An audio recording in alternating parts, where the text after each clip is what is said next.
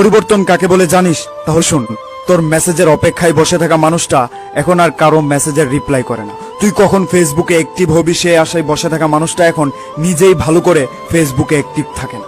তোর মেসেজের অপেক্ষায় রাতে না ঘুমিয়ে বসে থাকা মানুষটা এখন তুই ঘুমানোর আগেই ঘুমিয়ে পড়ে। মেসেজ পাওয়ার পরে সাথে সাথে রিপ্লাই দেওয়া মানুষটা এখন মেসেজ পাওয়ার পরেও রিপ্লাই দেওয়ার আগ্রহটা হারিয়ে ফেলেছে। একদিন কথা না বললে যে মানুষটা রাতে না ঘুমিয়ে সকাল করে দিত, সেই মানুষটাই এখন রাতে ঘুমানোর সময় তার ফোনটা অফ করে ঘুমায়, যাতে করে রাতের ঘুমে তাকে কেউ ডিস্টার্ব না করে। যে মানুষটা কথা বলতে গেলে তোমার সাথে ঝগড়া করতো, সেই মানুষটা এখন ঝগড়া কেন, কারোর সাথে মেসেজও করে না। যে মানুষটা পৃথিবীতে সবচেয়ে বেশি তোমাকে মূল্য দিত, সেই মানুষটা এখন তুমি কেন পৃথিবীর কাউকে মূল্যায়ন করে না।